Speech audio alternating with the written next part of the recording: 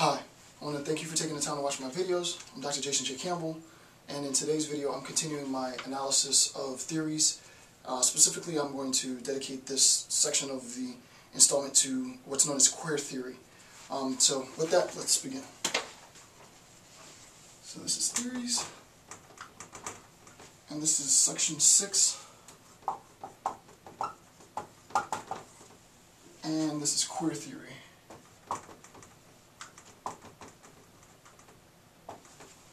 Alright, the first thing that I want to do in discussing the various theories throughout, not just queer theory, but all of the theories that I've discussed, structuralism, post-structuralism, postmodernism, post-colonialism, decolonization, so on. The thing to recognize is that for you, the viewer, these videos are best used if you use them to supplement your existing education. So whatever readings you're doing, if it's the primary text that I'm reviewing, or it's just the concepts, use the videos to supplement what you already know.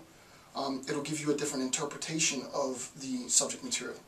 But also for individuals who aren't in school and who have no interest in returning to school or going to school to begin with, you can use these videos to sort of broaden your understanding of the various theories. For me, it's important to recognize theories that you would, and as an educator, it's of the utmost importance that I introduce you, the public, to theories that you probably wouldn't otherwise get exposed to, and specifically queer theory is even within academia, it doesn't receive as much attention from the academic mainstream as feminism or race theory or colonialism or deconstructionism and so on. So even within the academy, queer theory is still finding its footing. I've been interested in queer theory for a long time, and the thing that I want to do in beginning this analysis is to begin with some of the common misconceptions of queer theory. So it's at that point that I want to start the discussion. So these are misconceptions about queer theory.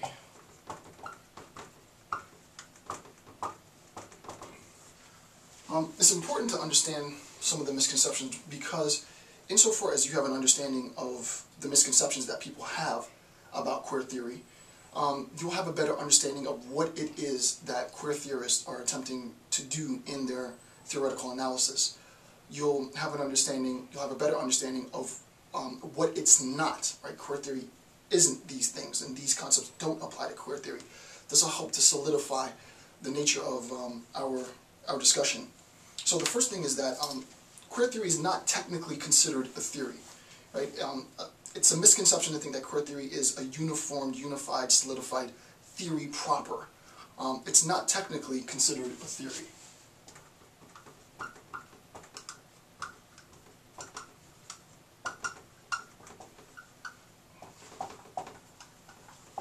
So that's the first point. There are no per se canonical texts. That reference goes to Michael Warner says this in The Trouble with Normal Sex, Politics, and Ethics in Queer Life. That might be debated, to say that there are no canonical texts. Warner believes that. As we'll see later, Sedgwick's epistemology of the closet is in a sense canonical. Judith Butler's work was in a sense canonical. But even within and among queer theorists themselves, there really isn't yet, because the discipline is so relatively new. The theoretical paradigm, if you want to call it that, is still fleshing out its own identity as theory.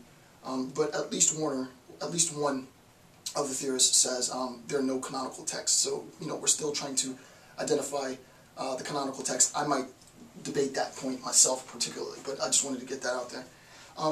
Or a single unified perspective of proper interpretation. That's very important, right? There's not a single perspective. There isn't one correct unifying perspective in analyzing queer theory. What we're going to end up recognizing as the lecture continues is that, theoretically speaking, an analysis of queer theory is itself a very diverse and encompasses not only a very diverse segment of the queer culture, right? Because within that culture there's so many different aspects to the culture and so many different interests within the culture. We recognize that a theoretical paradigm speaking or informed by that culture has to reflect the diversity, right? The diversity within the culture has to be reflected in the theoretical paradigm, and it is, and therefore there isn't a single perspective when we're talking about queer theory, right? There's no unified perspective in queer theory. It's as diverse, the theory, in quotes, is as diverse as the members of the culture, right?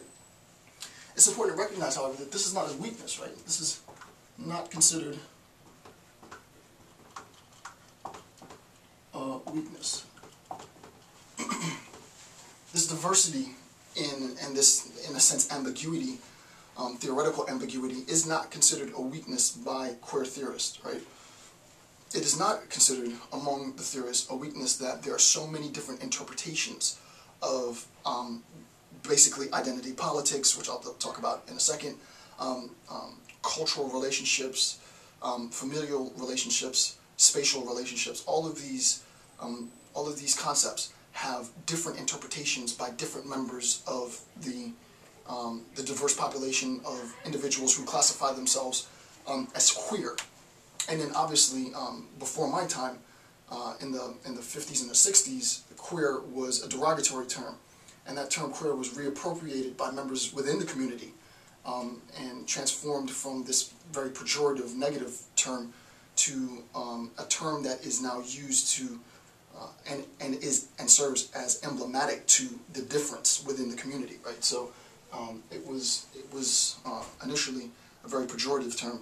It was incorporated and absorbed by members of the community and used as a note of distinction and difference. So the first misconception is that there is this proper definitive theory, queer theory. Queer theory has certain limits. It identifies as such. It can be explicated as such, and that's false. Queer theory is a very, very diverse perspectives of interpretation, and those perspectives of interpretation collectively create a theoretical account.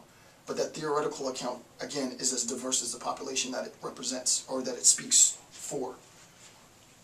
Okay, next thing to recognize in discussion of queer theory is that not all queer theorists support the legalization of gay marriage.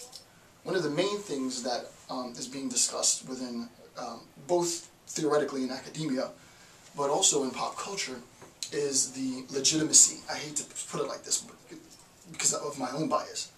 But the legitimacy, whether or not there's valid argumentation, as if it needed to be argued, but nevertheless, the legitimacy and the legitimate grounds for gay marriage, right? It's the case, though, that you would be incorrect to assume that all queer theorists support the legalization of gay marriage. It's false, right? It's a generalization to assume that all theorists support the legalization of gay marriage, because not all do. So, not all queer theorists, the second bullet point, not all queer theorists support the legalization of gay marriage. As such, acts seek to force the difference wherein queer culture into heterosexual norms of marriage, right? So what ends up happening is the heterosexual population has constructed this paradigm of marriage. Obviously, this paradigm of marriage is exclusively male and female. And insofar as this paradigm has been constructed, it has been constructed and excluded the gay population. Right? So with respect to marriage,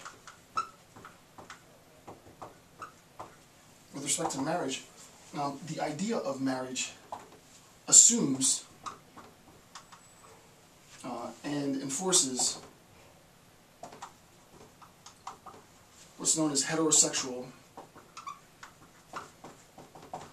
normativity. And I'm going to spend a little bit of time in this lecture discussing this notion of heterosexual normativity. The idea is very simple. Heterosexuality has been normativized. To be normativized means that it is the standard with which all measures, all acts are subject. Those acts that conform to heterosexual normativity are acceptable. Those acts which do not conform to heterosexual normativity, homosexuality, lesbianism, transgenderism, all of these all of these queer acts, all of these queer cultures are demonized, right? They're demonized as unacceptable, right? So heterosexual normativity imposes, imposes heterosexual behavior